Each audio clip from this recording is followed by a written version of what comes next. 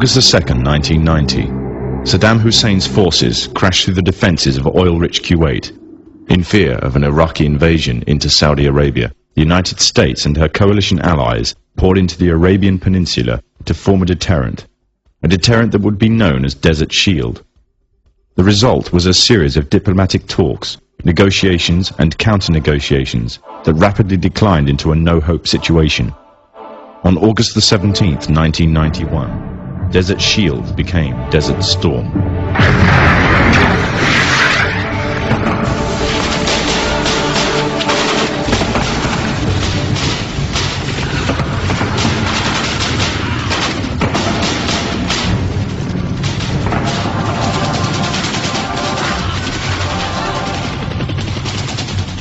The conflict was witnessed by millions through the eye of CNN and the BBC, showing propaganda of the systematic eradication of Saddam's forces by a coalition far superior in technological, political and economic power.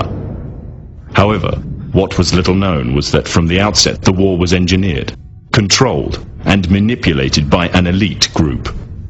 A group which had created the illusion of a man with power, at the head of a million-strong army, on the verge of going nuclear. A man who had gained control over 1/5 of the world's oil overnight. However, in reality, he was merely a pawn, in amongst many pawns, just a puppet in a grand master plan, with the Gulf War as a well-orchestrated stepping stone.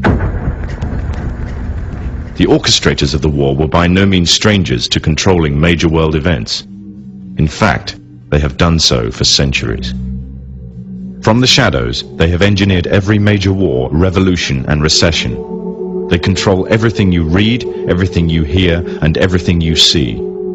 They have managed to indoctrinate an entire populace to their way of thinking, and have infiltrated key positions in places of authority. And it is from the shadows that they have created a new political order, a new economic order, and more sinister, a new religious order. Their ultimate aim is total global domination, and they will stop at nothing to reach their goal. The goal that was outlined in a speech given by former President of the United States, George Bush. What is at stake is more than one small country. It is a big idea, a new world order.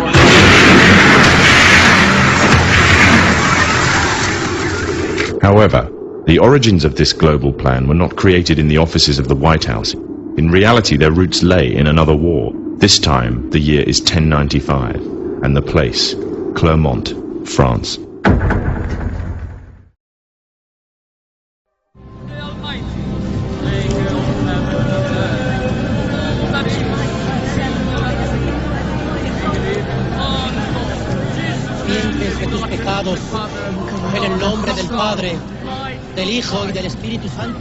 The 11th century Europe was ruled by the Church, which held a firm grip on the hearts and minds of the people. This power enabled Pope Urban II to wage war on the Muslim Caliphate and crusade in what he called a War of the Cross, to recapture the land of Jerusalem. It had been under Muslim rule since the year 637, but in 1099 this rule was brought to a bloody and sudden end. In the name of the cross, women were raped and murdered. Children were put to the sword, and it is said that blood ran in the streets knee-high to the horses.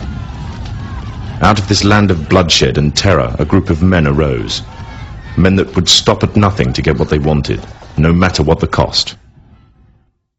20 years after Jerusalem was taken, the Dome of the Rock was seized by a group of warrior monks calling themselves the Knights of the Temple of Solomon, or more simply, the Knights Templars.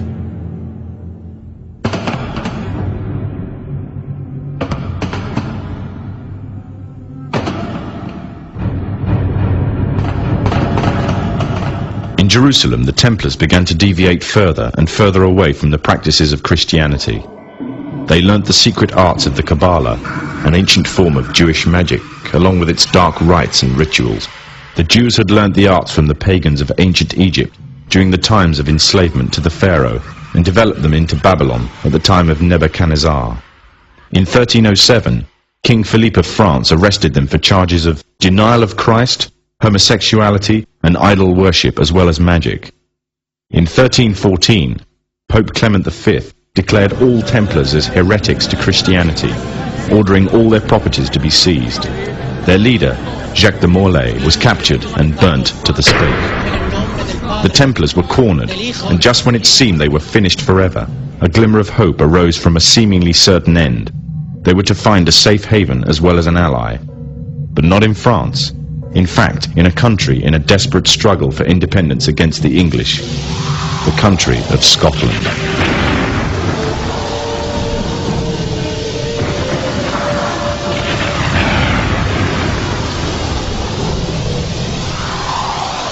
For some, Scotland's hope of independence had died with the death of William Wallace. However, to the King of Scotland, Robert the Bruce, the arrival of the Templars gave him a new secret weapon. Their experience, gained over 200 years of fighting the mighty armies of Islam, had made them expert in combat and warfare, and more than a match for any army brought before them. In 1314, the Templars, allied with Robert the Bruce and his army, took to the fields of Bannockburn in the long-awaited showdown with the English. Robert the Bruce's foresight paid off. The 25,000-strong English army suffered a humiliating defeat at the hands of only 6,500 men.